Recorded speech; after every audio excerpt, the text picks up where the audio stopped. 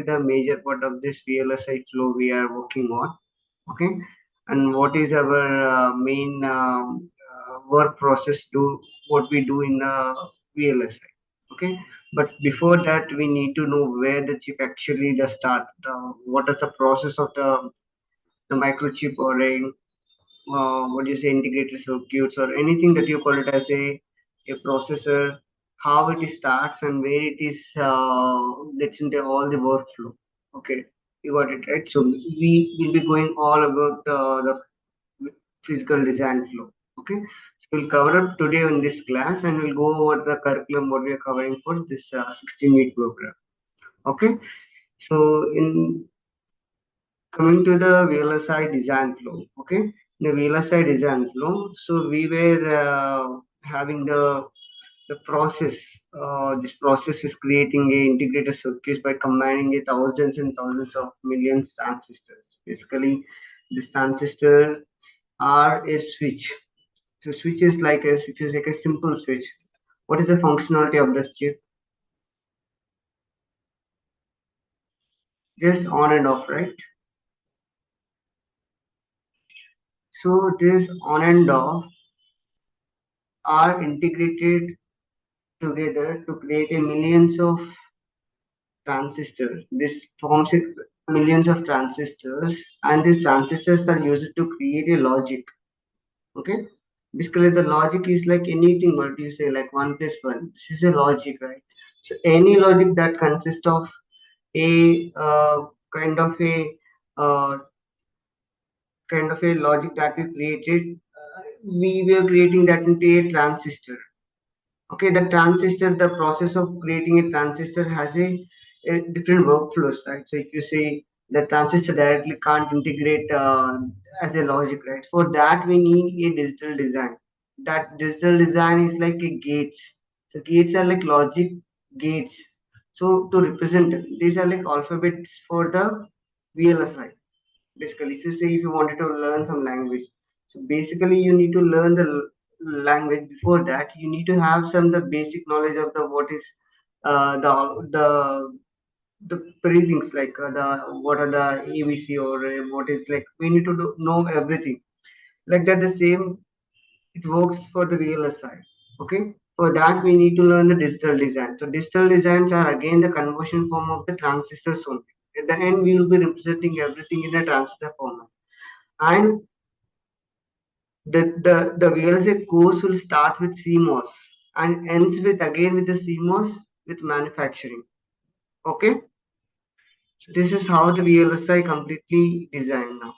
Okay, so so in this class we are like in this course we are learning about uh, VLSI basics. Okay, what are the required things for the VLSI and VLSI design flow. Okay, now what is front end? Basically, what are the front end things that will be that will be worked out for the workflow of this VLSI. Okay, and next thing is the backend flow. So the backend flow is like we are part of the backend flow basically. Okay, so what we do actually and what are the other domains are there in the backend. And next one is fabrication and packing.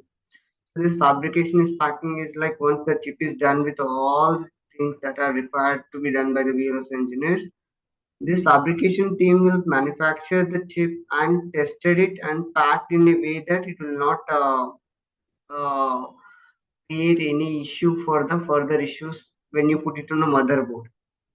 Okay. And next we'll talk about the what are the careers in the VLSI, what are the future growth in India, especially how much it is going to evolve more uh, in India basically and overall. Okay, we'll cover in this also. Okay, and next thing, yeah. So coming to the VLSI basics. Stop me if you wanted to ask any questions. Also. Okay, yeah, and yeah. So coming to the VLSI basics. So VLSI is exponentially growing of transistors on chips. Like in today's world, like they are going in a multiples. If you take 10 years back, the number of transistors on a chip, okay, the number of transistors on a chip are just in a million, just a 10 lakhs or like you can say so 1 lakh per complex phones. If you take the phone of iPhone, which is released on the first day, it has only having a 50,000 to 1 lakh transistors only. That we don't have many features or much speed for that phone. Or if you take anything like laptop or anything, we don't have much functions. Now we have a lot of logic and the video quality we can see. All these are part of the chip that processes the each instruction fastly. Okay, so this where it is increasing exponentially every 2 years. So for every 2 years, the transistor number is doubling. So that is called as a Moore's law simply. Okay, so Moore's law state that we every year that number of transistors are going double. Okay, this is just a simple Moore's law if you remember it. Okay, and these currently are measured in nanometers. So nanometers are 10 to the power of 9. So if you take it here, it's just a 10 to the power of minus 3 bit. If you take it 10 to the power of 9, then you can measure the transistor size, right? It's just a gate length.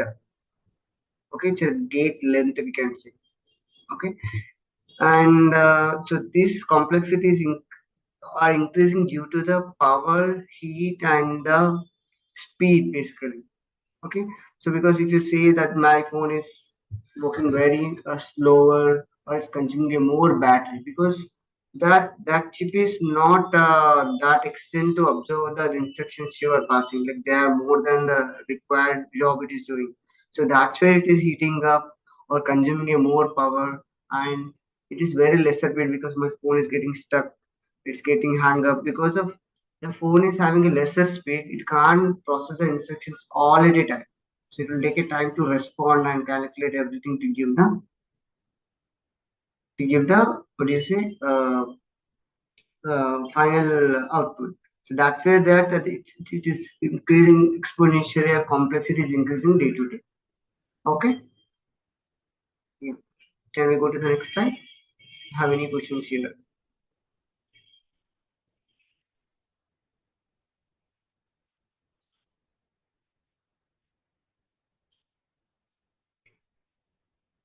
Okay. Thank you. So why is VLSI is important in the current world? Because VLSI, so someone says the software or something is not working or something. But why is there is a criteria, right? Why is VLSI is also important? You wanted to explain someone like why is VLSI is important? Because complete world is running with complete electronic devices now. Everywhere you see, right? Everywhere. Even your home has a hundreds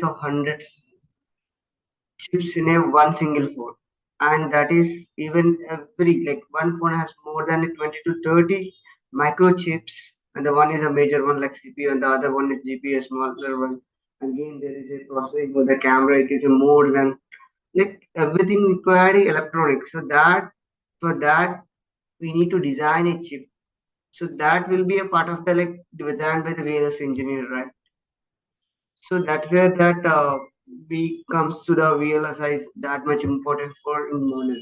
And if you say like software can like some software things are like still can be stopped, but VLSI can't stop because the complexity is increasing, the usage is increasing. Okay, so that's where the VLSI is more important in terms of the current world. And what is called a system on chip? Basically, someone saying SOC, and someone say like some other like they say core and SOC are different. Core is like just a specific logic is called as a core, and system on chip is like we were integrating all the complex logic into one single chip, and that is manufactured as a system on chip. We call it as a system on chip. Okay, just I'm going with the wording because if someone says it is a SOC block or a SOC chip, that is like it will have the camera, it will have the Bluetooth, it will have the what do you say like what do you say like there are many other features like a battery optimizer or a mic optimizer. Everything is there in your chip. That is called a system SOC. If you say your laptop has a Intel or some AMD, so that is like all our SOC chips only. Especially blocks, we call as a blocks or a partitions. in the current industry basically. Okay.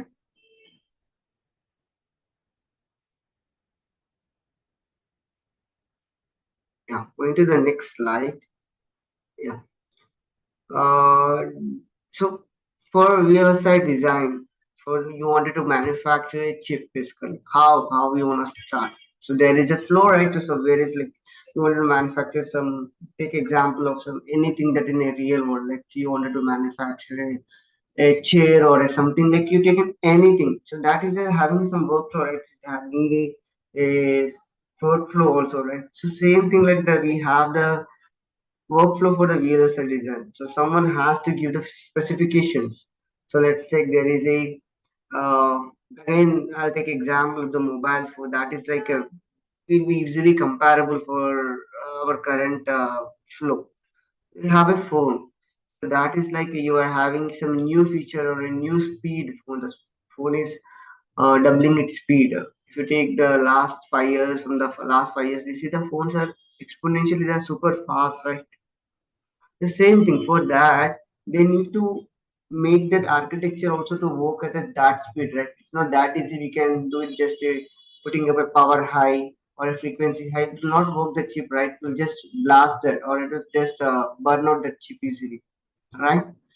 But to plan that, we need to have a specifications how to be optimally use the power. If you increase the power, the battery, you need to use a very bigger battery and the phone becomes very bulky to use. You have to carry a lot of the weight for the. But even though you wanted to use a a phone with having a super speed, will have to use a very smaller battery only, right? Okay. For that, we need to have all the specifications required to be qualified for that current chip. Then we have to plan what actually need to be done for this chip. So once the architecture is designed completely, that is called a specifications. Okay. Okay. Then we'll go with the RTL design. We have to design the RTL design that we need to code basically the logic into some text format like or in a graphical format. Okay. Then the logical or a graphical format which is required for the logic will be converted to functional verification. Okay. Functional verification will verify by the design verification engineer. You hear it at design verification what they will do. So these people will be designing the article design engineer will design the logic that will be verified by the design verification engineer that will be given a feedback to the RTL design engineer to code it in the right way. Or if any bugs is there that has to be fixed by the design verification engineer, okay, then he has to take for the logic synthesis. Okay, let's take you have a logic. You want like you have a 10 gates. But if you insert directly into a chip that 10 gates and you want not optimize that gates, you see that number of transistors are now 2 billion. It is like the chip is size increasing and the power consumption also will increase, right? For that, we have to take a steps to optimize the logic. This 10 gates will be optimized to 3 gates. Now you see, right? The number of gates will be decreased to only to 1 billion.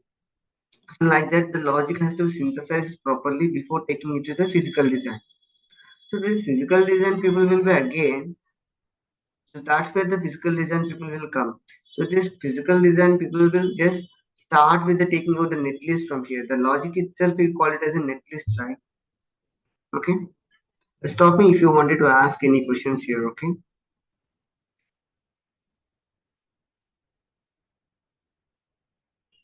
Yeah, I'm going it. Okay. So yeah, so physical design will give you inputs of netlist and they will be directly taking out all the tech libraries that are required and start their run with the netlist. And to optimize that netlist according to the power, performance, and timing. Okay, and area. They will insert or remove the buffers or re-optimize the logic to meet all these criteria. Okay, And next one is physical verification. So this is like majorly part of the physical design only. If you say the logic synthesis or physical verification, these all are unbounded with like all the physical design parts only at the end. But in current world, they are just dividing because of the complexity is increasing now. Okay, so these three are part of the majorly with physical design we can say. Okay, and physical verification once the design is done with the sign off things or route of design is done, like routing is done and everything is done. So it's clean for everything, and you wanted to clear some shorts basically or DRC rules, the routing which is causing the issues. We see that the design verification will qualify every check that is required with ERC checks, DRC checks, and everything that is required to qualify for the fabrication. So it has to have a zero violations to qualify for the fabrication process. This fabrication process is like manufacturing the chip, manufacturing the chips, and this cycle will goes to 3 to 4 months to manufacture a single chip out of 100 chips. Like basically, I'm just going over. There will be qualification to 50 to 60 chips only work. That is called as very high yield. What you call as yielding. Okay. So this way the rest 40 chips will be just wasted, and these 40 out of 60 chips will just come into the market and just tested out on the motherboard to qualify for the usage for the production. So this is how this physical design flow. Just a brief, I'm just going, but I'll go into detail of each one in the next stages also. Okay. Yeah, so this is like a workflow. Just I'm just going in a typical way, which you can see, right? This is idea what you want actually. Then specifications required for the chip. Okay. Then what is architecture? So we need to design the architecture for this chip basically. Okay. Then we need to code it in RTL code. Okay. Then we have to create the functional verification whether this logic which is required is functionally working or not properly. If you say there is a logic like a prime number calculator, or just a Fibonacci series, just a chip has to work if a number has given a 1 2. Whether it is Fibonacci number or a prime number, it has to give us some create a logic basically. So that logic will be created here first. So that logic will be created first in a digital design where digital design in a combination of circuit or with a combination circuits and sequential circuits. Then it will be converted into RTL code. That RTL code will be will be validated and verified by the functional verification team. Okay, this need a more coding and a kind of a logical analysis of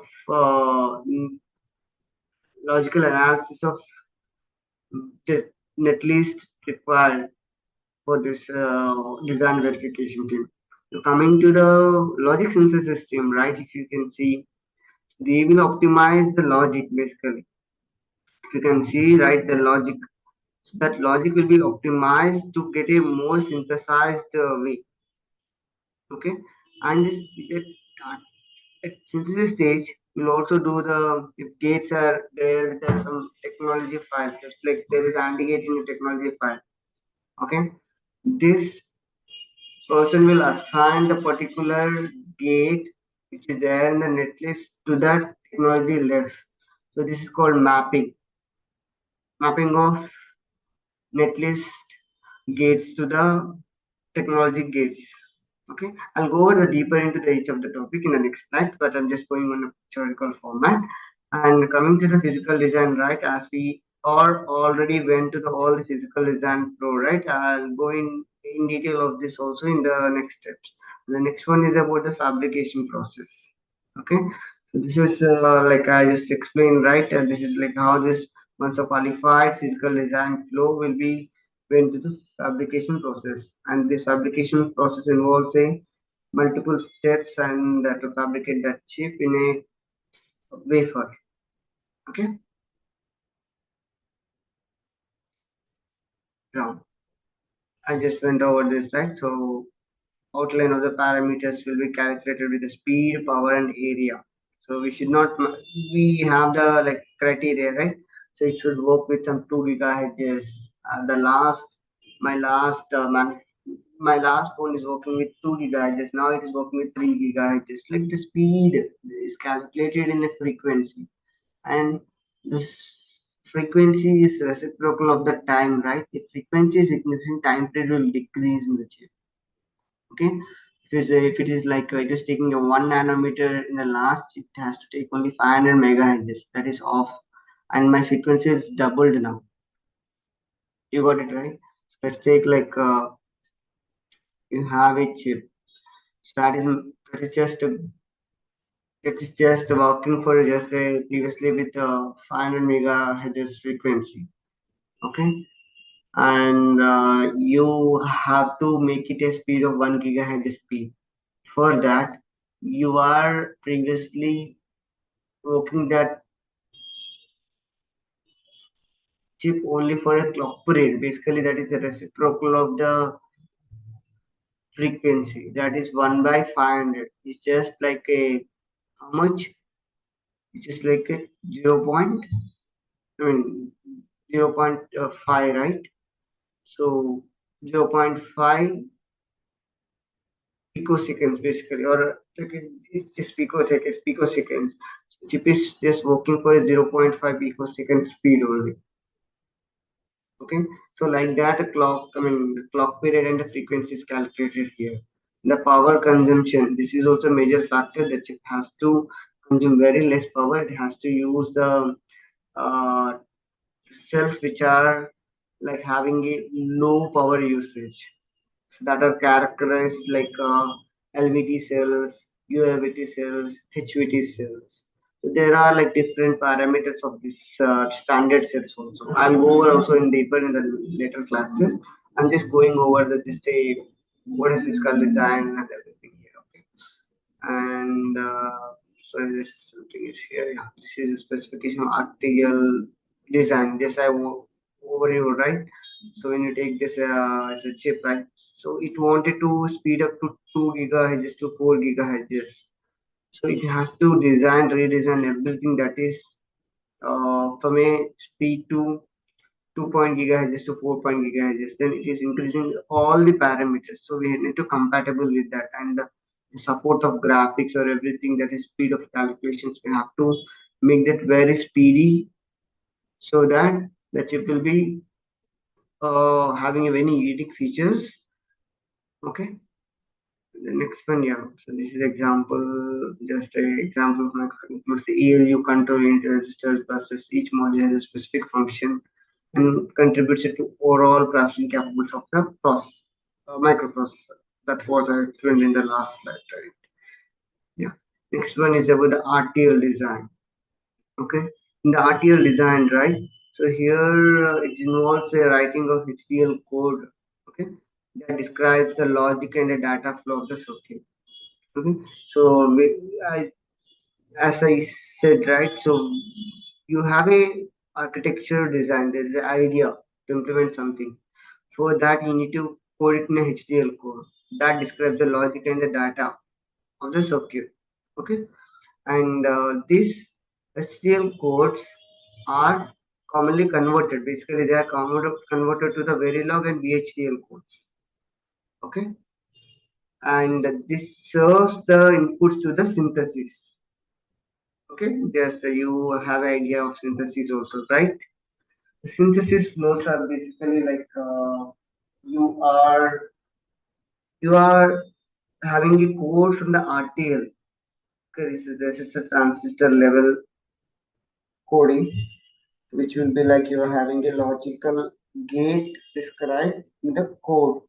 Okay, that will be a basics of the synthesis. So like the inputs of the synthesis. Okay, and before that we are taking it to the synthesis. We have the functional verification. That is like a design engineer will do this. So it will cover the all the logic insureness like formal verification like the code, whether that RTL code and current synthesized code is logically correct or not. It will be validated by the formal verification tools. Okay, and it is tested out by giving instructions with giving inputs and tested it out. Okay, that is like test benches code is what we learn uh, in the BTech or MTech, right? Am I going speed or you wanted to pass me somewhere?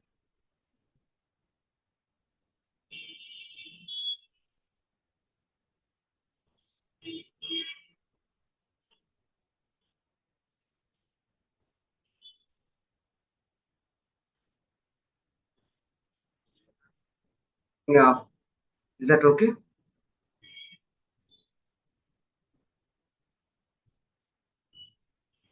Yeah, next one is about the RTL synthesis. Yeah, like the synthesis which I explained about the same thing. Right? The logic will be optimized properly for physical synthesis.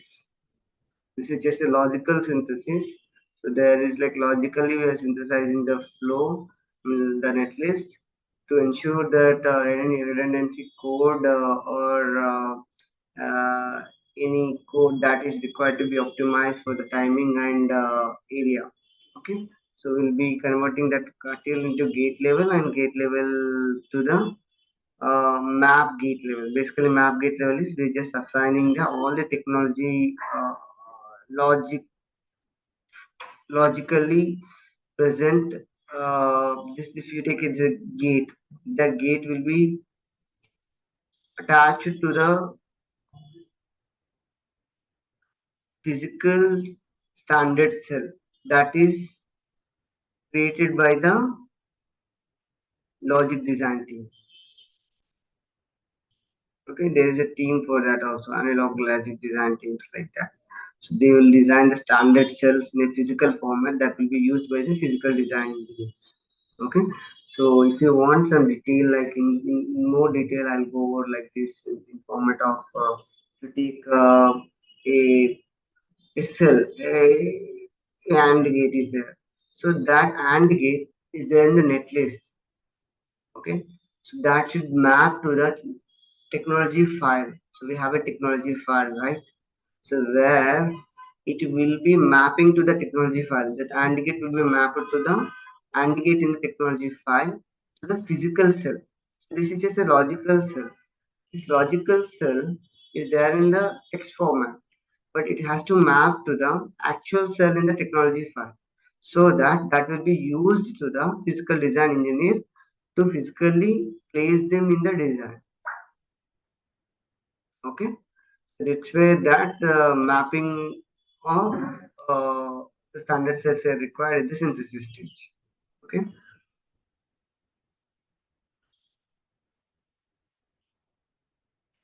yeah. Coming to the next slide, yeah. This is like a physical design introduction. Okay, and coming to the physical design, the logic, there is a logic. This is a netlist, and this is a synthesized netlist. Okay, this synthesized netlist. Oh, sorry. Okay, this synthesized netlist will be converted into logical and a physical representation. If you see, right, this physical, this logical netlist will be converted into physical format here. All the cells are placed in the right direction in terms of timing and a power optimization and also area optimization. Okay, so to ensure all the connections easily to connect in the chip or a block we can see. Okay, so this is how the physical design people will work for to place them in a wafer or a chip or in a block basically. Okay, so just I'm just using some different wording because the industry wording is different from to understand from a different companies or different institute you can see. Okay, I'm just going over. Try to understand. If you have any doubt, just ask out me here. Okay, coming to the physical design, I'm just going a bit overall picture of the what is physical design things, and because we this is intended for the physical design internship, right? So coming to this, and also for the other courses, also for physical verification. Okay, coming to the physical verification, physical design flow, we have the floor planning, which is we will place the standard cells along with the macros. So first we'll be placing a macros basically. Okay, so macros are like anything that is a memories or a RAMs or any. Okay, so that will be placed in a right way so that there will be no disturbance in the connection for the other standard cells. Okay, to ensure the power and the all the things are easy for the design. If you say this is a chip, you wanted to place this macros or RAMs or memories, you have to place. These are like IPs, intellectual properties, which we can buy out from any of the vendor and we can use them for the logically placed in the correct way. Okay. Next, the power plan. So this power plan is like these power plan will be giving the all the power to the standard cells in the design. To that, we need to do a power plan in a format which are like industry is using or a company that specific is using. We have to or a technology is using. We have to use in the right way. So there is a format or a workflow for this power plan. How to do very effectively. Okay. Next one is the standard cell placement. Okay. During the standard cell placement, we will place all the standard cells physically on the design like this. Okay, all these are macros you can say, and these are the rest of the standard cells, and the other cells are the double height cells of the flops or any other AND gates, or you can say any combinational cells. Okay, so all these are placed in this. Okay, next one, once the placement is done of the standard cells, they will design the for the flops. For combinational cells, you don't require any clock. But for all the flops in the design, the sequential cells or any other RAMs, we require this clock, right? For that, we have to design a clock. This is the clock structure. For that, we call as a clock tree synthesis. Basically, we synthesize the flow when the clock tree is done. Okay, we have also a different methodologies for clock tree implementation, and this is the main part of the physical design. Okay. The next one you're talking about the routing. So routing involves after once you're done with the property synthesis, we need to optimize the design and we have to start the routing connections. These are like physically routed and optimized for the DRC issues. So these DRC issues are like design rule checks, like any shorts or any spacing issues that will be taken care at routing. Okay. So this will include the timing and the power optimization also and signal integrity. Okay, I'll go with this topics in detail in the next classes. Okay. Now coming to the timing closure and optimization. So this involves all the timing is met like setup and hold violations. Okay. So that is called as a STA, static timing analysis. Okay. So this involves the buffering of okay, we'll insert the buffers or inverters and logic pre-optimization, improving the placement and routing issues and the complexity involves like area which will cause the congestion for the cells. So we take it everything in terms of the time also. Okay. Yeah. So as I discussed in the last slides also, this is a physical verification things like DRC and LVS check. LVS checks are whether your logically connections are same as the physically routed, physically placed things or not, they will be taken care by the physical verification teams. Okay, next one is about the fabrication processes. Okay, here we'll be creating all the created physical design things on a wafer, and this involves a photomethography process, doping, etching, okay, and deposition. So this will be completed over a wafer, and this wafer will be manufacturing at a time at least 200 to 300 chips on a single wafer, and that will be again diced into individual chips. Okay.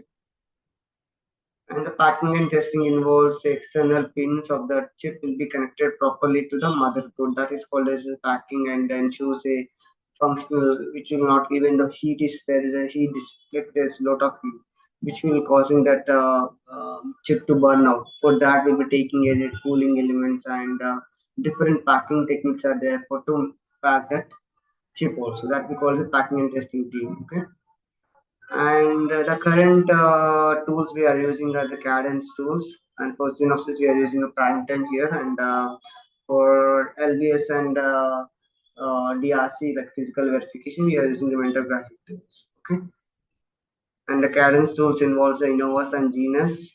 And Innovus is used for the PNR tools, and for Cadence, Genus tool we are using for the synthesis tool. Okay, and going over the technologies, we are working on current GAA transistors and 3D ICs, and they are most power efficient performance transistors in current VLSI. Okay, so yeah, this is the one we have also discussed, and yeah, next one is about the yeah, DFT. We will go over the next class. I think we are up to the time now. And next about the careers in the VLSI. So this is like a various like front-end design, physical verification, DFT team, analog team. We have the different careers in the VLSI. And current in India, we have like more than 100 billion crores of investments are incoming, and that's a very good scope for in India to grow for the VLSI because there are the sanctions happening in the US and China, right? That is causing India to grow more better to introduce a VLSI and also to grow in a semiconductors. Okay, so currently, as the current issues are going on, we may see good things in later in 1 2 years make it a better. And once we start also a fabrication factories, we'll be in a more shape of good in a way also. Okay, yeah. Have any questions regarding this VLSI demo session, and we'll go over for the next in detail on this. And regarding the curriculum, right? I just wanted to go over for the curriculum also. What the how we do this is the curriculum of the current physical design internship program. So we'll be covering a complete week about the CMOS basics in the first week. The second we are covering about the digital design things. We'll go over all the product picture of the in the week two for digital electronics. The third week, we are going about the Unix and C scripting. We give you assignments directly, and you have to complete it in the your class or in your later on the after you completed the class. Okay.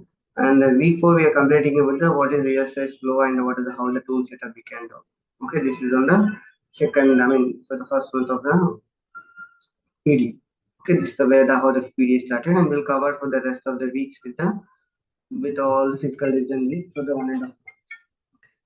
And next we cover with the DRC and LBS self verification, physical verification things the week 10, and we'll go over all the project implementation on the mini blocks, okay, team-based projects we'll do, and they'll be assigning the few blocks or all the things, and you have to practice for that. And the next we'll have the mock interviews and the project reviews, which will be like one-to-one interviews we will be conducting on for the each of the person. Next we'll cover with the project presentation by the each individual. So everyone has to give the presentation so that it will be enhancing your skills of presentation and also a soft skills you can increase in terms of how you can speak, how you can give a more better way to increase your presentation skills. Okay.